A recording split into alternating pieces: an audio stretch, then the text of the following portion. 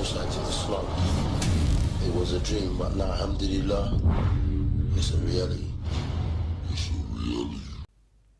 I was brought up in a Christian family, so we would go to church every Sunday, and from a very young age, like, I knew that Christianity was not what I believed in.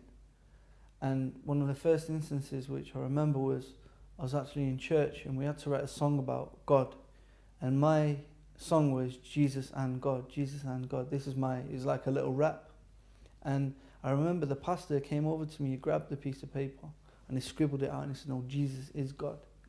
And it's from this moment, maybe I was about 7 years old, when I realised that Christianity it's not for me.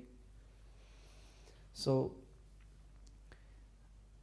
I continued to go to church for many years, because it was the closest thing that I believed in. I always believed in one God.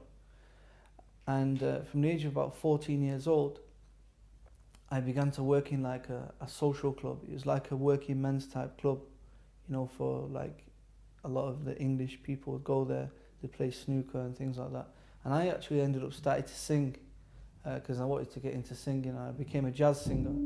So from the age of about 14 onwards, I was actually a professional jazz singer, and I was still going to school. Now, my parents decided that they didn't want me to go to a local school because it was quite a white area, there's a lot of racist people there as well. Plus the education wasn't that good in that area, so they sent me to the other side of Manchester, to Hume. And in this school, it's quite a mixed school. You have people from different backgrounds, a lot of Africans there, a lot of, people from the Caribbean, Asian people, different people. So there's a mixture of different nationalities and cultures and religions. So it was a good thing for me to go there. Now, from like the age of 18, my area where I lived, all of a sudden there's a lot of Africans moved into the area.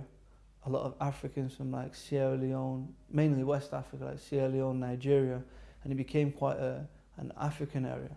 And I came into contact with some friends from Sierra Leone, and we started to do business together. And for quite a few years we were doing business together, and eventually we ended up going to West Africa. Now, around this time I was singing, I was doing my jazz music. I was also DJing in the clubs. I was DJing like hip hop and R&B, stuff like this. And my friends, they would do like nights in clubs and stuff like that, and we'd be DJing. So I really wanted to get into the music industry. And at this point, like, I was contacted by Sway. He's quite a well-known rapper in London. He used to be quite big. And I did a track with him, where we did a mixture of like jazz and hip hop. So I was actually, I was getting about doing my music, things like that. And it was my dream to be like a jazz, a big jazz singer. This is what I wanted to do. And actually my career was actually doing well. I was getting a lot of gigs. I was singing on cruise ships and singing in different football stadiums and venues, and it's becoming quite good.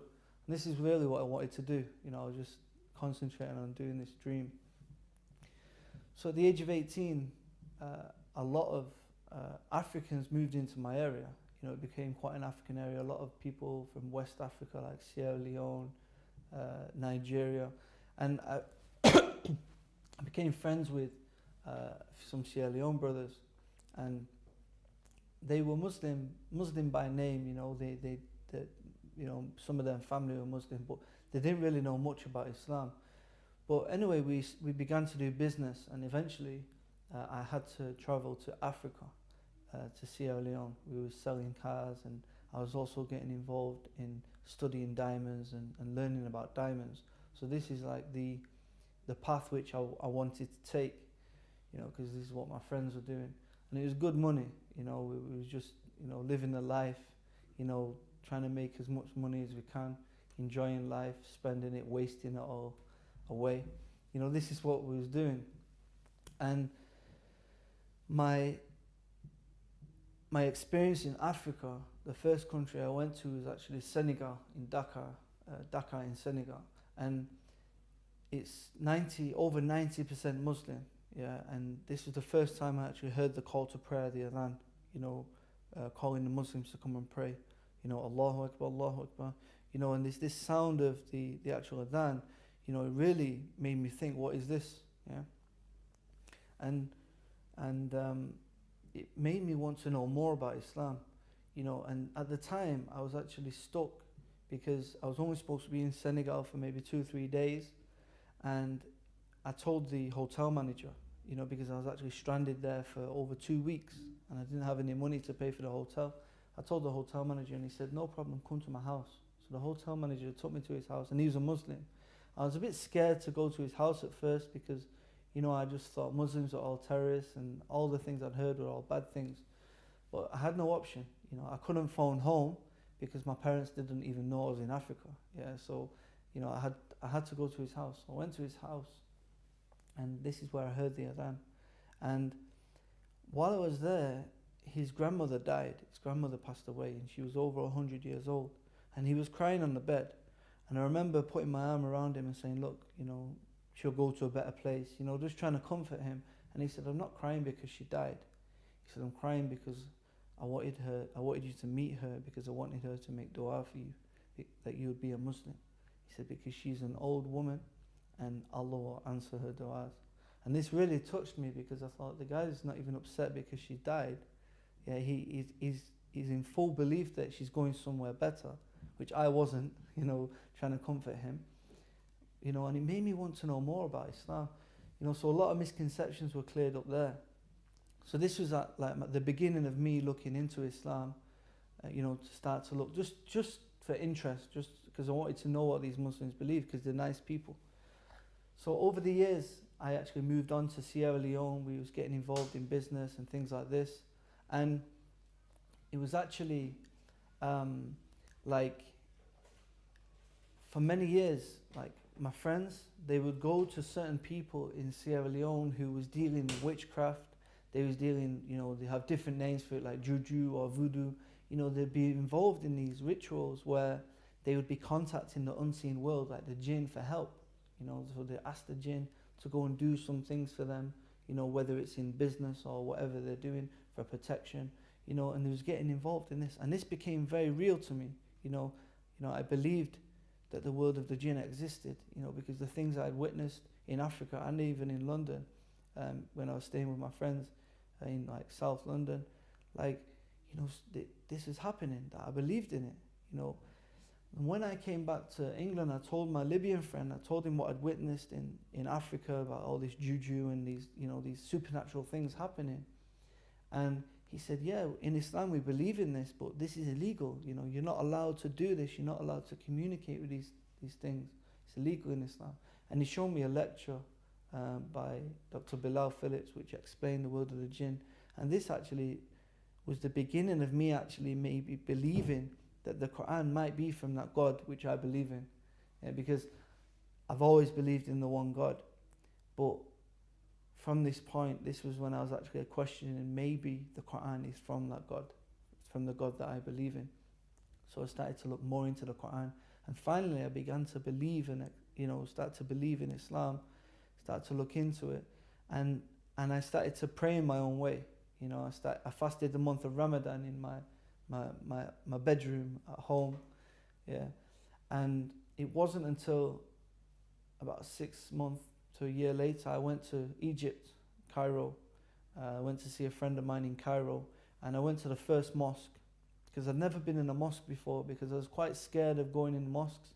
You know, again, I had a lot of misconceptions in all this. I was scared to go in the mosque. And I went to the mosque and I asked my friend, I said, can you teach me how to pray properly? And he said, no. He said, because you're not a Muslim. I said, I am a Muslim, I pray, I fast, you know, I try. He said, no, you have to say the Shahada. You know, and I didn't know what the Shahada was. You know, I said, what's the Shahada?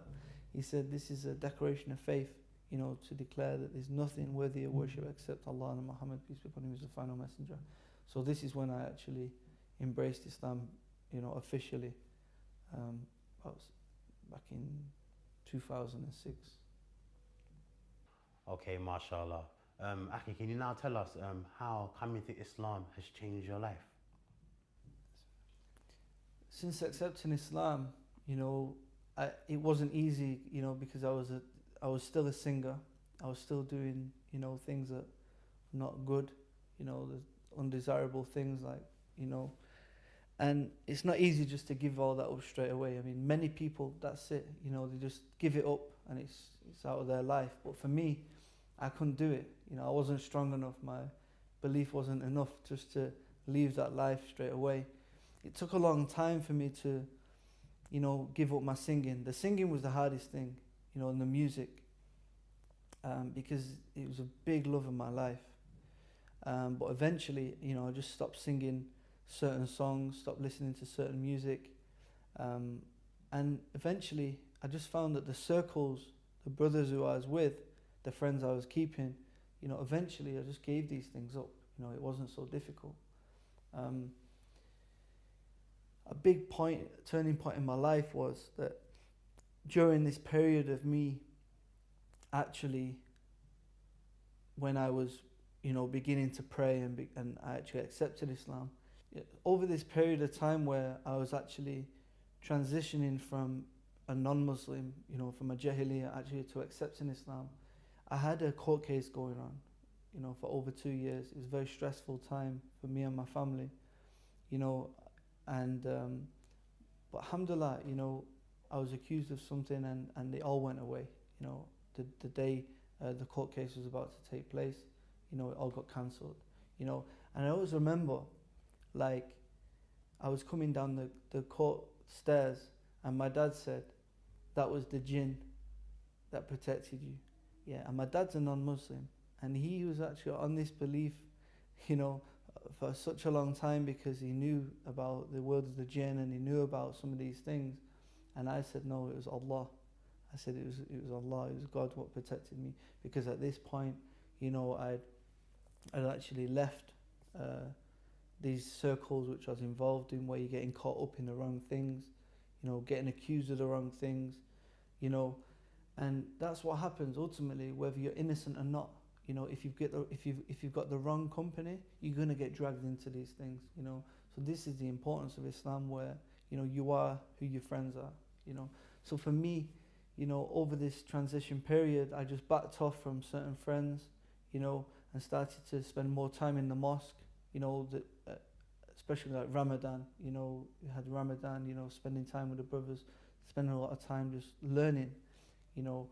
YouTube helped, you know, there's a lot of lectures and things on there, but it's about just taking time away. You know, you have to distance yourself from certain people and actually move on with your life, you know, but it takes time. It wasn't easy when I first became a Muslim. You know, my parents, they didn't like it, they was worried, you know, they just thought I was becoming a terrorist. But now they acknowledge that I've become a better person. You know, I've seen them been asked many times about me, and they said that I'm definitely a better person now than I was. You know, I'm hoping that I'm a better son and a brother than I was before. But I've become more involved in the community by, you know, telling people about Islam, actively involved in dawah, telling people about Islam, doing talks in the universities and different things like this. And I've also since gone back to Africa. Yeah, because Africa, you know, I have a big love for Africa because it's where I first heard the Adhan. It's where I first, you know, started to understand the world, the unseen world, and it's also where I took my Shahada in Egypt, you see. So I decided that I'm going to go back to Africa, and a few years ago I set up my own charity called Volunteers Sierra Leone, where we're actually now responsible for 65 Muslim schools around Sierra Leone. You know, so now this is actually, we're in the process of preparing volunteers to actually go back to Africa and actually help the Muslims and the non-Muslims with education, because education is the key. You know, if you look at the people what was living in my parents' area, you know, what I was telling you about before, you know, where the education is bad. You know, these people, none of them have been to college even, none of them have been to university. They've all, you know, a lot of them no jobs. You know, they don't know much about life, you know, but because my parents sent me to quite a good school on the other side of the city, you know, I got to experience different cultures and understand education is the key. Yeah, so, you know, it's about giving back to the community, giving back to, you know, Africa, especially for me. What advice have you got to Muslims and non-Muslims regarding Islam? The advice that I'll give to non-Muslims is just open your heart and sincerely look into the religion of Islam. Yeah, you know, read the Quran with an open heart and just see what you think. You know, and if you do believe in a one true God, put your head on the floor when you're alone and ask that God, ask the Creator to guide you to the straight way. Put your head on the floor, submit to God and ask Him, if Islam is true, show me. And this is the advice I give to non-Muslims. For the Muslims, the advice would be that I advise the Muslims to actually study and learn more about Islam, but whatever you do know, you have to pass on. Yeah. If you know non-Muslims, if you know Muslims that are not practicing, you have to advise them to actually come back to Islam. And the other advice is to keep up with your salah. This is very important. If you've got the salah, everything else will come, inshallah. I'd just like to say Jazakallah khair. Thank you for Roadside to Islam for inviting me on the show. Jazakallah khair. Assalamu alaikum.